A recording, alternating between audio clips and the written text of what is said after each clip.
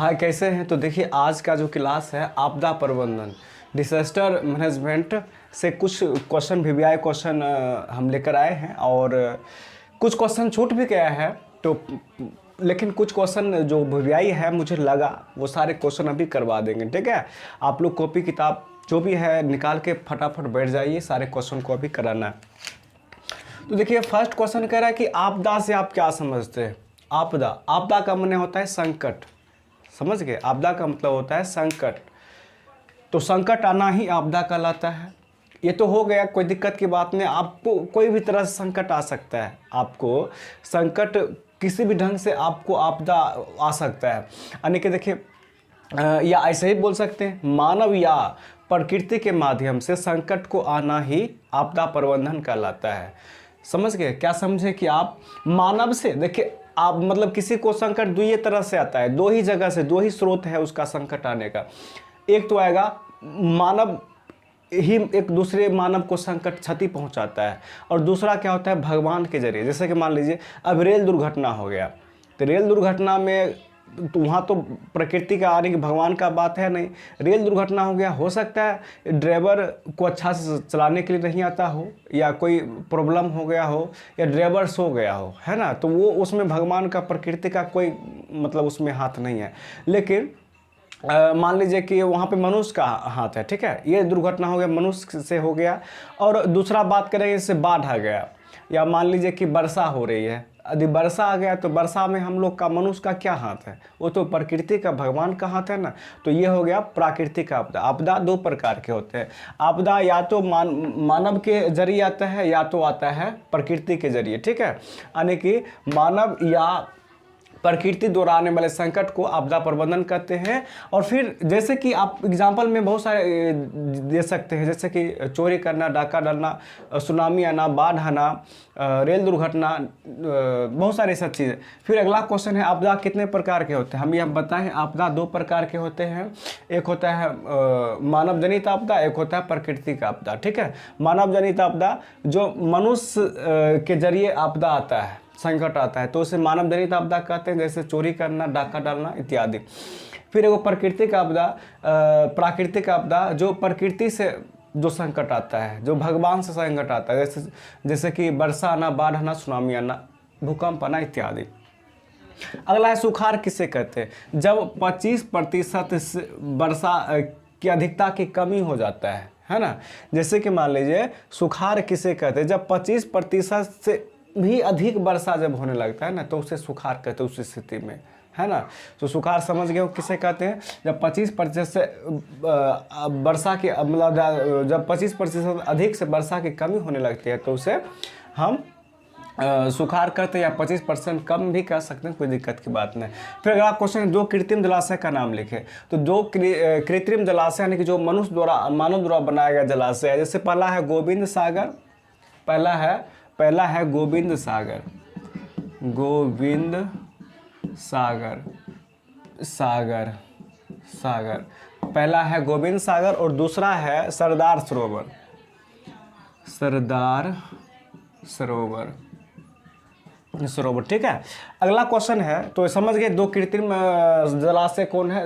एगो गोविंद सागर, एगो है सरदार सरोवर। ठीक है, फिर अगला क्वेश्चन है भूमिगत जल क्या है? भूमिगत यानी कि धरती के अंदर पाए जाने वाले जल को भूमिगत जल कहते हैं। और जब वर्षा, या ऐसे ही बोल सकते हैं, वर्षा का पानी सींच कर धरती के अंदर नीचे चला जाता है, तो उसे ही क्या कहते हैं? भूमिगत जल कहते हैं। ठीक है, भूकंप और सुनामी में के बीच क्या अंतर है? भूकंप एक प्राकृतिक आपदा है, और सुनामी भी प्राकृतिक आपदा है। ठीक है, तो अभी देखिए क्या है भूकंप, क्या है भूकंप? यानी कि देखिए, भूकंप का डेफिनेशन आप लोग को पता होगा, आप 7वीं 8वीं क्लास में पढ़े होंगे। भूकंप यानी कि धरती के अंदर कई सारे प्लेटें होते हैं जो हमेशा गतिमान रहती है, और कभी ना कभी आपस में टकरा जाता है, जिससे कंपन उत्पन्न होता है, उसे ही भूकंप कहते हैं, है ना। भूकंप एक प्राकृतिक घटना है, और यह प्लेट वाला बात है। तो अभी अब बताए हैं कि भूकंप एक प्राकृतिक आपदा है, और धरती के नीचे कई सारे प्लेटें होते हैं जो हमेशा गतिमान रहते हैं, और कभी कभी आपस में टकरा जाते हैं, जिससे कंपन उत्पन्न होता है, उसे ही भूकंप कहते हैं। तो अगला क्वेश्चन है इसी में है कि सुनामी सुनामी एक समुद्र में उठने वाली लहर है, और ये जापानी शब्द सुनामी मतलब जापानी शब्द से लिया गया है, ठीक है। तो सुनामी यानी कि समुद्र में उठने वाली लहर को सुनामी कहते हैं। सिंपल, अभी समझिए, बाद में देखेंगे। और अगला क्वेश्चन है कि सुखाड़ की 3 बड़ी समस्या। सुखाड़ यानी कि जैसे कि मान लीजिए जब वर्षा की कमी होता है तो सुखाड़ आ जाता है, और सुखाड़ से 3 समस्या। अब मान लीजिए कि सुखाड़ हो गया तो सबसे पहले तो फसलें नहीं होगी, है ना, फसलें नहीं होगी। और उसके बाद देखिए चारे की गाय जो गौ माता के यानी कि जो गाय भैंस है जो उसके लिए चारे की कमी हो जाएगा। और उसके बाद जैसे कि मान लीजिए कि सुखाड़ से 3 ना बड़ी समस्या। पहला तो ये हो गया कि सुखाड़ से अनाज उत्पन्न नहीं होगा, पहला। और दूसरा क्या होगा कि जैसे गाय पशु मतलब जो पशु है उसके लिए चारे की कमी हो जाएगा। और तीसरा जो है आप तीसरा दे सकते हैं सुखाड़ से वो पानी की कमी हो जाएगा, है ना। जब सुखाड़ होगा तो पानी की कमी हो जाएगा। तो 3 कारण ये याद रखिएगा। अगला क्वेश्चन है अधिकेंद्र। अधिकेंद्र का मतलब होता है जिस क्षेत्र जिस जगह पे भूकंप शुरू हुआ स्टार्ट हुआ उसे ही अधिकेंद्र कहते हैं। और याद रखिएगा अधिकेंद्र समझ गए ना, जिस जगह भूकंप शुरू हुआ उसे ही अधिकेंद्र कहते हैं। और भूकंप की तीव्रता सूक्ष्मग्राफ या रिक्टर स्केल से उसका तीव्रता भूकंप तीव्रता मापा जाता है। भूकंप की तीव्रता किस यंत्र से मापा जाता है? सूक्ष्मग्राफ या सूक्ष्मग्राफ या रिक्टर स्केल से। अगला क्वेश्चन है कि बाढ़ कैसे आती है, स्पष्ट करें। देखिए बाढ़ कैसे आती है?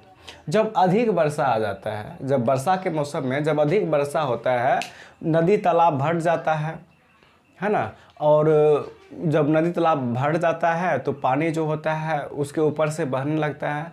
बांध जो होता है वो बांध टूट जाता है और वो पानी पूरा मतलब गांव घर में प्रवेश कर जाता है, इसीलिए इसी तरह से बाढ़ आता है, ठीक है।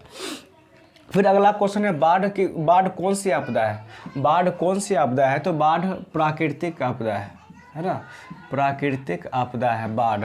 फिर कह रहा है कि भूकंप आना कौन सी आपदा है? भूकंप आना, भूकंप प्राकृतिक आपदा वही।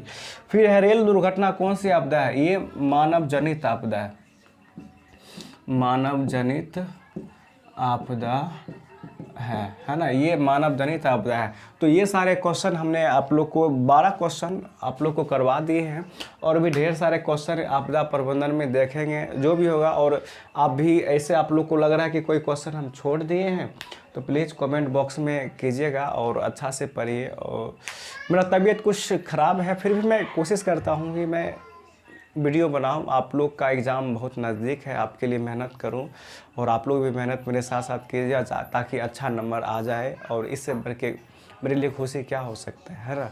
आपकी खुशी मेरी खुशी, मेरी खुशी आपकी खुशी। तो इसको अच्छा से कर लीजिएगा स्क्रीनशॉट। वैसे क्वेश्चन ये सारे हैं और इसका आंसर तो मैंने समझा ही दिए। एक बार में समझ नहीं आए तो दो बार भी देख सकते हैं वीडियो को, 3 बार देख सकते हैं, 4 बार, 5 बार, 6 बार, 7 बार, देखते रहिए, क्या फ़र्क पड़ता है ना। ऑर्केस्ट्रा थोड़ी यहाँ हो रहा है, यहाँ तो एजुकेशनल वाला बात हो रहा है। जितना देखेंगे उतना फ़ायदा होगा, एक्सपीरियंस बनेगा, है ना।